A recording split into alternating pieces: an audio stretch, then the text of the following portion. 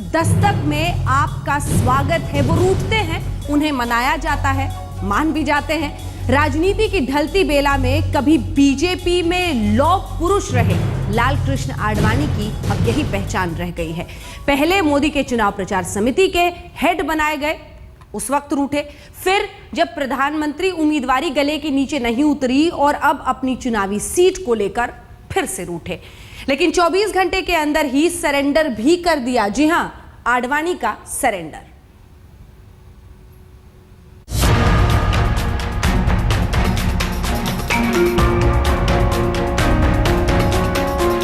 मान गए आडवाणी जी। बीजेपी ने भी मान लिया और मोदी को भी पता चल गया होगा कि उनके रास्ते में आडवाणी का कोप भवन भी पड़ता है।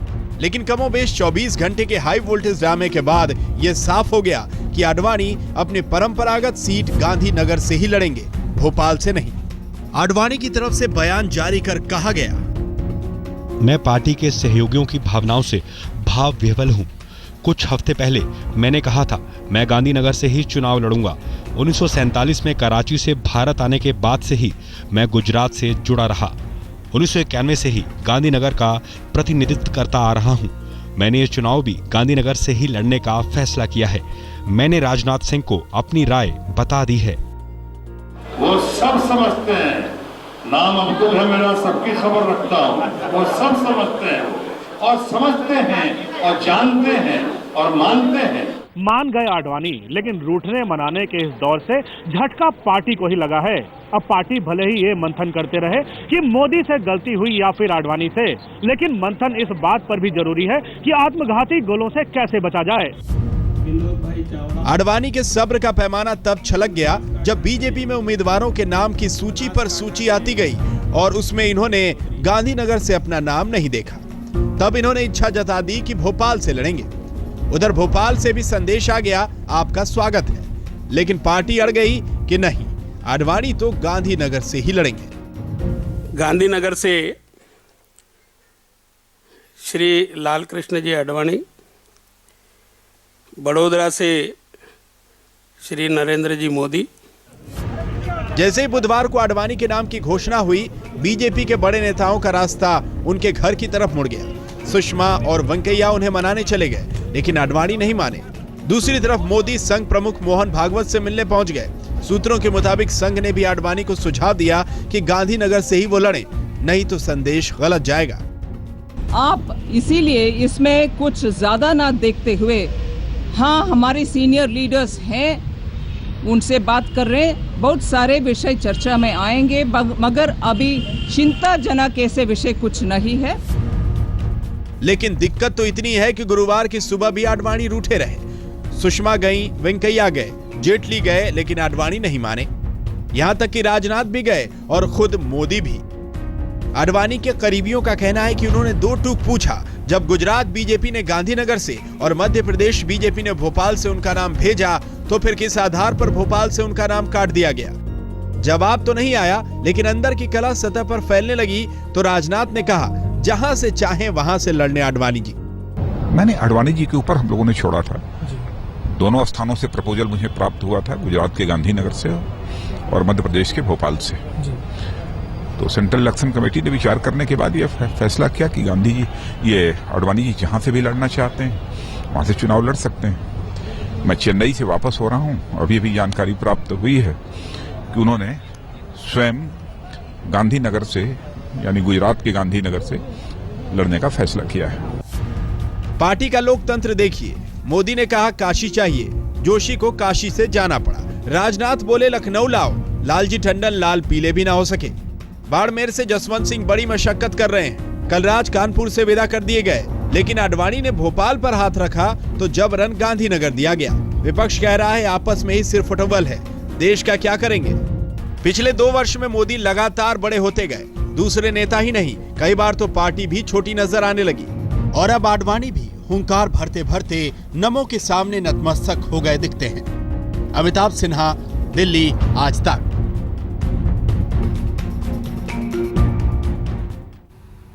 सिलसिला चल पड़ा है, एक पूरा सिलसिला है और एक पूरा इतिहास है। अब कब कब रूठे हैं, कब कब मनाए गए हैं, और आइए वही इतिहास जरा आपको बताएं लाल कृष्ण आडवाणी की। हालांकि 2009 में यही मजबूत नेता, निर्णायक सरकार वाले व्यक्ति थे, लेकिन अब सिर्फ रूठना और मनाना चल रहा है। जब मोदी के प्रचार प्रमुख बनाने से, ये गोवा की बात है, दरअसल उस वक्त ही प्रधानमंत्री की उम्मीदवारी का ऐलान होना था। रूठ गए नहीं गोवा, गुस्साए, चिट्ठी लिखी राजनाथ सिंह को। फिर जब पीएम उम्मीदवार बनाए गए तब भी नाखुशी दिखी और फिर गांधीनगर से टिकट देने पर भड़क गए। खबर तो यह है कि गुजरात बीजेपी ने जो पहली लिस्ट भेजी थी उसमें नाम नहीं था, बाद में नाम आया और इसीलिए नाराज हुए।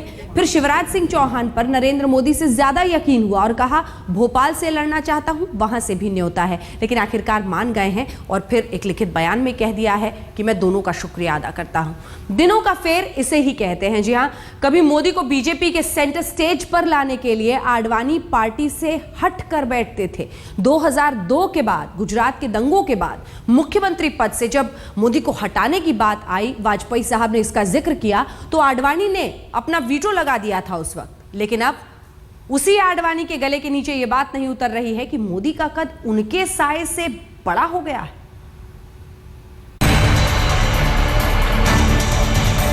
जो अब हो रहा है उसकी शुरुआत तभी हो गई थी जब पिछले साल गर्मी में बीजेपी ने नरेंद्र मोदी को अपने चुनाव प्रचार समिति का प्रमुख बनाया था। तब मोदी के कंधे पर बीजेपी को चुनाव लड़वाने की जिम्मेदारी थोपी तो 10 साल से सत्ता के लिए तरस रही पार्टी को उम्मीदों की एक संजीवनी मिल गई।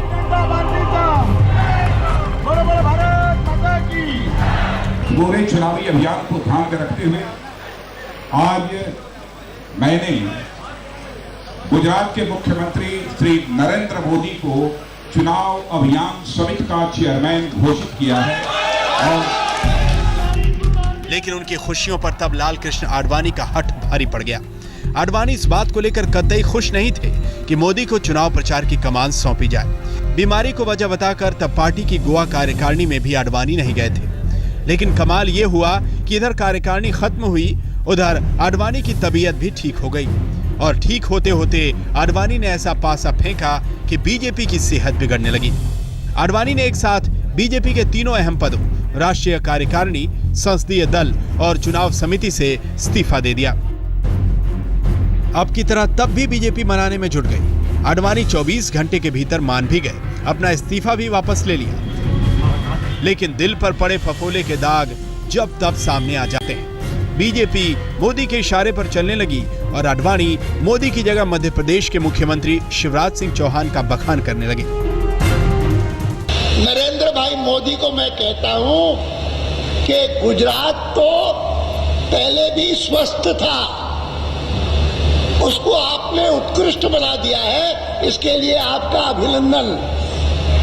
लेकिन मध्य प्रदेश और छत्तीसगढ़ बीमारू प्रदेश, उनको स्वस्थ बनाना और स्वस्थ ही नहीं ऐसी स्थिति लाना कि मन में इच्छा हो कि भारत में ही नंबर 1 न बने लेकिन विश्व में भी उसकी गिनती होने लगे। यह जो स्थिति लाई है, इसके लिए मैं शिवराज जी का बहुत बहुत अभिनंदन करता हूं। इधर मोदी भी सिर्फ पार्टी के लिए प्रचार करने के लिए तैयार नहीं थे। उनकी नजरों में दिल्ली का तख्त बसा हुआ था और अपनी उसी चाहत पर वो पार्टी की मुहर लगवाने में कामयाब रहे। पार्टी ने पिछले साल सितंबर में ये साफ कर दिया कि इस बार बीजेपी के प्रधानमंत्री पद के उम्मीदवार मोदी ही होंगे। संसदीय दल ने यह फैसला किया है कि श्री नरेंद्र मोदी को आगामी लोकसभा चुनाव के लिए प्राइम मिनिस्ट्रियल कैंडिडेट के रूप में प्रोजेक्ट किया जाए। पिछली बार बीजेपी ने आडवाणी की अगुवाई में लोकसभा का चुनाव लड़ा था, बीजेपी हार गई। इसके बाद नेतृत्व के लिए खाली जगह पर मोदी ने अपनी पैठ बनानी शुरू कर दी। सितंबर 2011 में मोदी का सद्भावना मिशन उसी दिशा में पहला कदम था। राजनीति के चतुर खिलाड़ी आडवाणी ने मोदी का मूड भांप लिया था, इसीलिए बिहार से उन्होंने भी अपनी भ्रष्टाचार विरोधी यात्रा शुरू कर दी। मोदी का मिशन हिट रहा, आडवाणी का फ्लॉप। राम रथ यात्रा ने आडवाणी को बीजेपी का सबसे मजबूत चेहरा बनाया, लेकिन 2011 में भ्रष्टाचार विरोधी रथ यात्रा के साथ ही आडवाणी की राजनीति भी हाशिए पर चली गई। अब आलम यह है कि एक अदद सीट भी आडवाणी पर भारी पड़ गई। एक समय ऐसा था जब आडवाणी की मर्जी के बगैर पत्ता भी नहीं हिलता था। अमिताभ सिन्हा के साथ अशोक सिंघल, दिल्ली आज तक। एक पूरी रवायत है अब तो, सदा की तरह इस बार भी आडवाणी साहब ने सरेंडर कर दिया, लेकिन इससे मोदी का रास्ता बहुत आसान नहीं दिखता है। दरअसल जब से मोदी के नाम पर बीजेपी 16वीं लोकसभा की लड़ाई लड़ रही है, तभी से एक के बाद एक कई अड़चनें उनके रास्ते में आ खड़ी हुई हैं।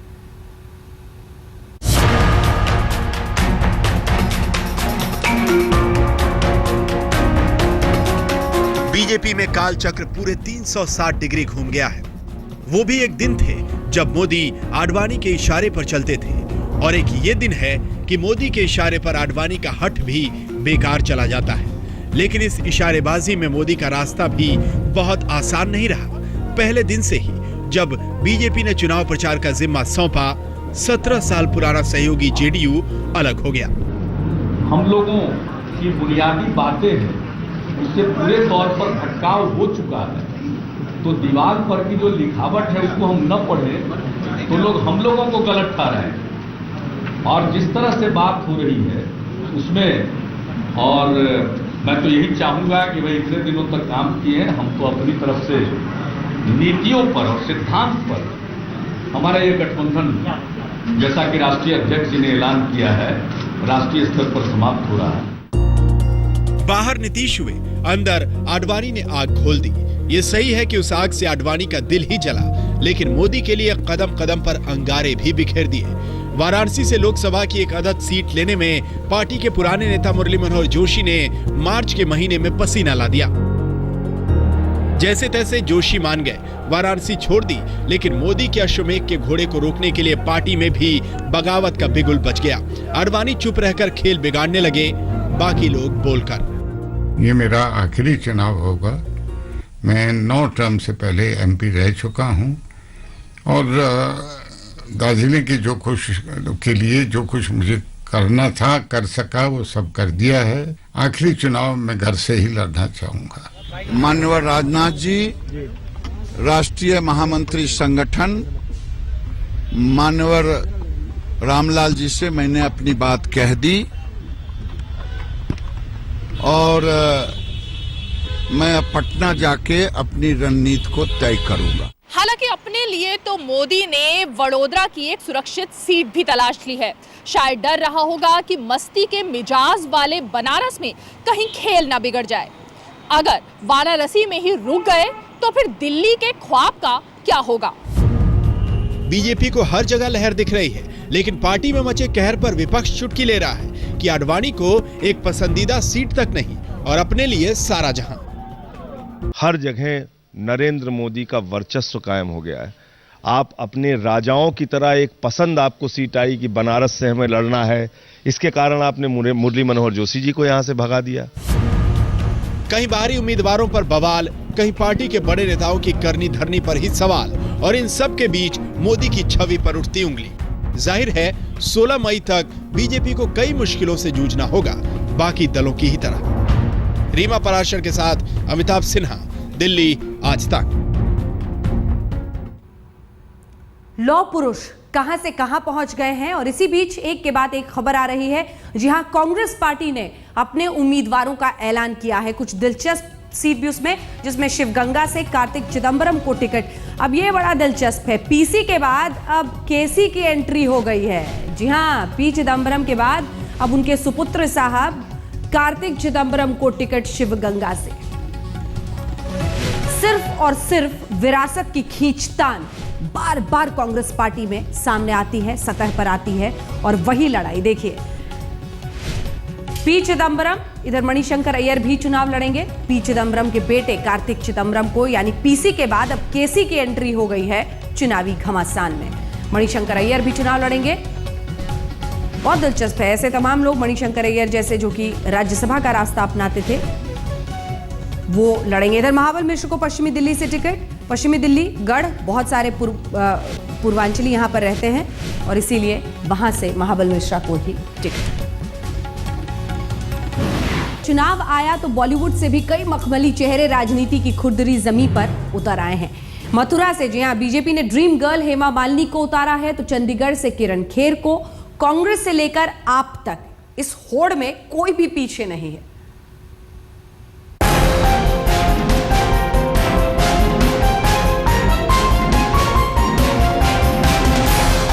राजनीति के पर्दे पर बॉलीवुड ने 16वीं लोकसभा के लिए भी दस्तक दे दी। अब हेमा मालिनी को ही लीजिए, बीजेपी के कृष्ण की नगरी मथुरा से मैदान में उतार दिया। बड़े पर्दे पर मीरा बनकर कृष्ण के प्यार में पागल हो चुकी हैं। अब मोदी को प्रधानमंत्री बनवाने का जुनून सवार है। मोदी जी ने जो काम किया है और करने वाले हैं, और उनके लिए पूरा देश जो देख रही है एकदम कि वो आ जाएं और परिवर्तन लेकर आए। गरीब से गरीब जनता भी चाहती है कि मोदी जी आए। पहले भी हेमा मालिनी संसद में रह चुकी हैं राज्यसभा से, अब लोकसभा में आने की कोशिश चल रही है। सिर्फ हेमा ही नहीं, दूसरी चमकती दमकती हीरोइनें भी हाथ जोड़कर खड़ी हैं। मथुरा से बीजेपी के टिकट पर हेमा मालिनी है, तो बिजनौर से लोकदल के टिकट पर जया प्रदा, चंडीगढ़ से बीजेपी के टिकट पर किरण खेर हैं, तो आम आदमी पार्टी के टिकट पर गुलपनाग, मेरठ से कांग्रेस के टिकट पर नगमा है, तो गाजियाबाद से राज बब्बर। फिल्मों में नहीं चले तो क्या हुआ, जमुई से चिराग पासवान भी मैदान में है, भूतपूर्व अभिनेता। खबर तो यह भी आई कि सलमान खान जैसे बॉलीवुड के चमकते सितारों को भी कुछ पार्टियां मैदान में उतारना चाह रही थी, लेकिन ऐसा हुआ नहीं। अब ये देखते रहिए कि ग्लैमर की दुनिया से निकलकर आए कितने चेहरे संसद की दहलीज पर पहुंचते हैं। मुंबई से सूर्या सिंह के साथ आज तक ब्यूरो। राजनीति में आने के बाद ग्लैमर हटेगा और फिर असल चेहरा के साथ जनता के बीच जाना होगा। दिलचस्प जंग इन तमाम सीट्स पर देखी जाएगी। आप देखते रहिए आज तक।